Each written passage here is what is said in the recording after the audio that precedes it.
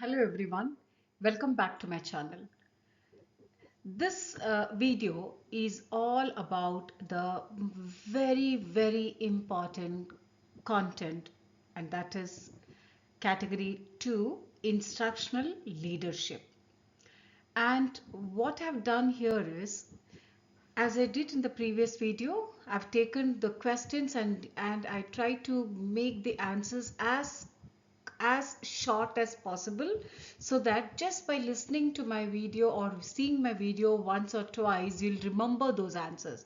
As far as this particular category, that is instructional leadership, is concerned, you know that out of 120 questions, 27 questions will be asked, and it has maximum weightage. The question to you is whether you are able to have that ready to go answers, and my attempt here is the same. As I told you before also, I hope those who are new to my channel, you may not be knowing me. I'm Dr. Sridevi Pitashna, and I had been actually very fortunate to clear this exam, SLLA 6990 exam. In the first attempt I could clear it. You may ask me whether I'm lucky. Well, I would like to say luck is something which is there and which should be there for everyone, but the presence of mind, your readiness, and what you put during, with that time in mind, everything together, it makes a huge difference. So the way I have prepared for the exam, what I felt is it will be extremely useful for you all when you get the tips. And as school leaders, we know how busy we all are. So here we go. And remember, what I've done is I've taken the school leaders licensure assessment, that guide is there, guide, which I've shown you on the screen. And from that, they have given us some questions, but there are no answers given there. So what I did for my exam was I prepared the answers after doing lot of research, lot of references, and then I that is the same thing what I'm producing. I'm sharing it with you all in this video. So let's not waste our time. These are all very short answers for instructional leadership, and there are 18 questions that they have given here, and that covers all the three areas under this instructional leadership. To begin with, it is under the first one, A. It's all about professional development and building capacity. So under this we have around 5 questions. So these 18 questions I've divided under 3 subcategories. That is A, under professional development and building capacity. B, rigorous curriculum and instruction, in which the next 5 questions I've taken. And the last 8 questions are on assessment and accountability. So this way I'm covering 18 questions, but the answers will be very short and crisp, so that you all will be able to remember and memorize it very well. So let's move on to start with the questions. So let's quickly look at the screen. Please look at the questions that I've given. And this has been taken from that guide. Okay. So it's not my own question. These are the questions that's given, but there are no answers there. So as I told you, it's all after a lot of research, lot of hard work, and this is the way I prepared for my exam. So I thought I would love to share with you all. So let's start quickly. The first question is, what are some strategies that would ensure that professional development is job embedded and standards based? So the question is very clear. What are some strategies that would ensure? So we're talking about these strategies, okay? And that should ensure professional development is job embedded and standards based. So you have to know the answers very quickly. You cannot just keep thinking. There are so many things that would come into your mind, but to be very specific is what matters a lot here. What makes a huge difference here? So number one, the strategy, when you talk about number one, is use co-teaching, use peer observations and PLCs. Try to align the professional development with teaching standards and student needs. Implement regular classroom walkthroughs for continuous feedback. That's all. These are the strategies that you should ensure that professional development is job embedded and standards based. I hope you got the point. Again, I repeat, it's simple. You have to use co-teaching, peer observations, and PLCs. You should align the PD with teaching standards and student needs, and also implement regular classroom walkthroughs for continuous feedback. Now, the next question is, what sources and types of data can be used to provide feedback to teachers so that they can improve the student learning? So what would be your sources? What type of data will you use when you provide feedback? Just simply you call the teacher to your office and then you're talking to them and then you're just, giving them the feedback. That may not be having any kind of evidences. So it's very important that you should have a proper source and the data. So talking about what sources and types of data you'll be using, important thing is the documents that you should keep on your table is on the desk is use formative assessments, students work, peer feedback, classroom observations, and surveys to provide actionable feedback. So your feedback should be actionable. So I hope you got the point for this. Number 3 is, what are some qualities common to effective professional development? Now again, these are all so, as experienced school leaders, so many points we'll be knowing, but we have to be very specific, and that is what is very important and striking here. So I would like to give what are some qualities common to effective professional development. So very important: relevant, ongoing, collaborative, job embedded, and aligned with the school goals. This includes follow-up, support, and reflection. So I hope this answer you have got it right. So next is, what types of student data might be used to identify areas of professional development? So this again is a question that is given the guide, so I've taken from there. So what types of, when we talk about student data, what exactly are they? So which will help us to identify the areas for professional development. So how would you as a school leader will check? You will verify the test scores, the student grades, how much they, what is the score that they have got it, what is the performance that they have done, the students report card, the engagement data that you are maintaining, behavioral records, and formative assessments. These are all that has to highlight. Okay, and next is what the last question is, how do standards or changes in standards impact curriculum development and revision? So how does it impact curriculum development and revision? So here the answer is, when to the point we have to say, right? So changes in standards require what? Curriculum updates to ensure alignment, include new materials, methods, and assessments. So these are the standards or changes in standards that will impact the curriculum development and revision. So now let's move on to the B part, and it's all about rigorous curriculum and instruction. So you can see that there are 5 questions that is asked. Quick answers for these questions are, come, let's start with the question.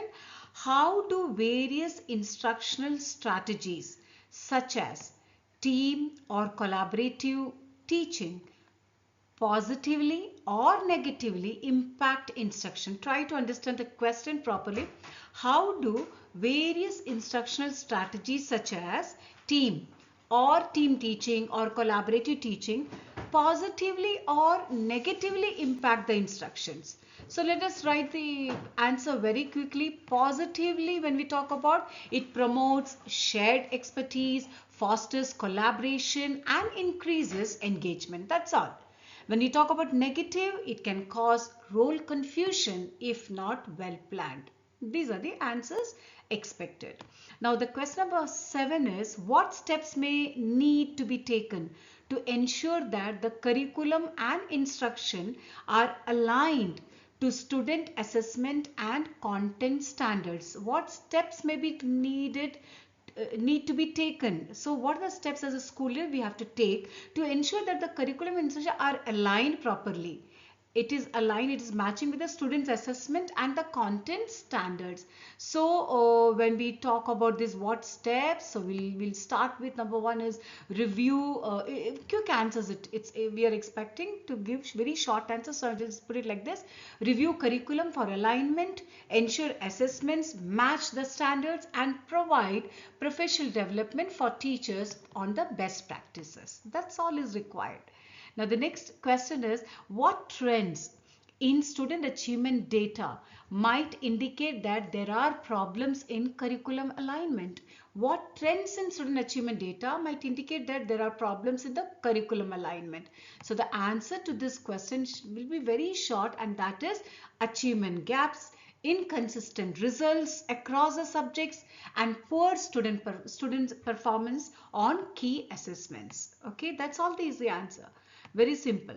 Now let us move on to the ninth question. What role do formal and informal assessments play in evaluating the effectiveness of a school's instruction and programs? Now, what role do formal assessments and informal assessments, what kind of role do they play in evaluating the effectiveness of a school's instruction and programs? See, I just want to tell you that when we read the questions, we have to deeply understand the deep, when we understand it thoroughly, we'll be able to write the answer.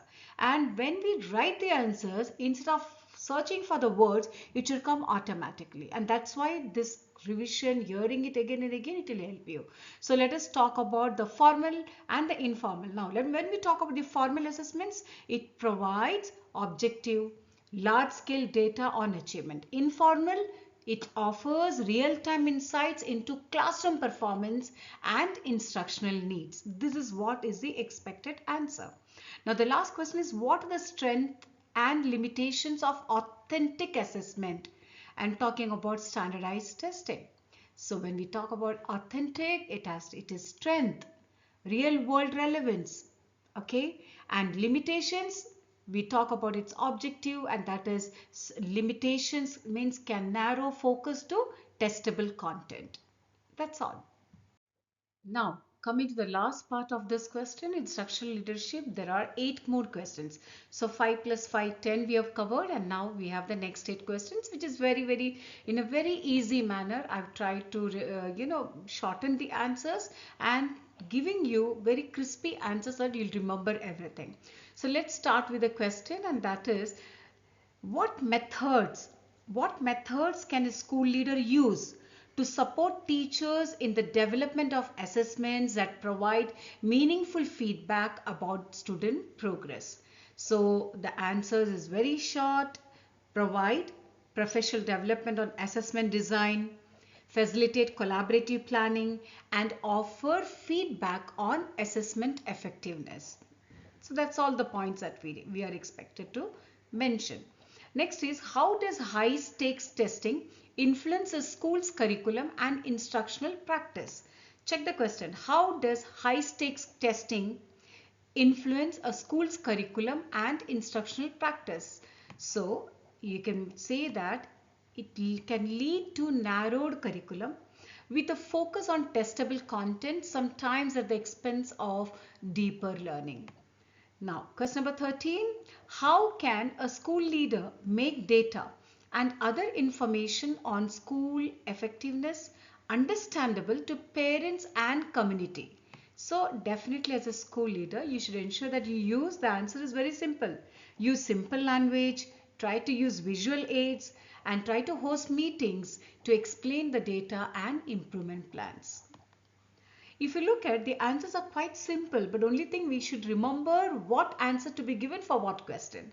Question number 14, what types and sources of classroom data, what types and sources of data can be, classroom data can be used to evaluate student improvement? So what types and sources of classroom data we are talking about?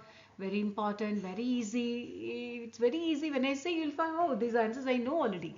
So the answers are, what is the answer? Test, quizzes, assignments, student portfolios, and class participation. That's all. Question number 15, we'll go for 15th question. What types and source of data can be used to monitor and evaluate instructional strategies? The previous question was evaluate student improvement. Now it is to evaluate instructional strategies. What types and sources of data can be used? So here the answer is student performance data, teacher reflections, classroom observations, and peer feedback. Quite simple, isn't it? Now the next question is question number 16. How and when should parents and other stakeholders be informed about the results of tests or other data collected within the school and district? Very important. So as a school leader, you must ensure that there is a regular updates through via progress reports, parent teacher conferences, newsletters and all after the key assessments. Only then the parents will remain updated with all these things. Question number 17. What are some sources of teacher evaluation data and information other than direct classroom observation? So the answer is student performance data, peer evaluations, self-reflections, and feedback from professional development activities. One more question to go, that's all. How can a school leader encourage staff to be creative risk takers while ensuring they follow the adopted course of study? Simple. As a school leader, you need to ensure that you foster a supportive culture, allow experimentation within the curriculum framework, and provide constructive feedback. So these are just very simple way. All these 18 questions been covered. So instructional leadership, before you go for the exam, see that at least these videos you just see here again and again, it will help you. So having said this, very short video so that you do not waste too much of time. While driving you can hear me, or whenever you have free time you can just keep hearing, and that will help you to prepare well for this exam. Frankly speaking, to conclude, I actually understand the challenges that you school leaders face, especially with the demands of time and the pressure for the preparation of SLLA 6990 exam. As an SLLA 6990 certified license holder and an experienced school principal, I've been in your shoes and know how overwhelming it can be. That's why I created this videos, so that it will provide you with simple, easy to remember tips and strategies that will help you to pass the exam, and just like I did. So the goal here is to make your preparation as efficient as possible without taking too much time away from your busy schedule. With the right tools and approach, you can succeed in becoming a certified instructional leader. If you found these videos helpful, please do not forget to subscribe and comment, give me your feedback. I've also put my email ID here so that in case you don't want to put the comment in the public platform, you can send me the feedback or anything else that you look forward. Please again, I'm requesting, don't forget to share it with your colleagues or friends who might also benefit from these tips and strategies. Thank you. Signing off. Thank you for watching. Stay tuned.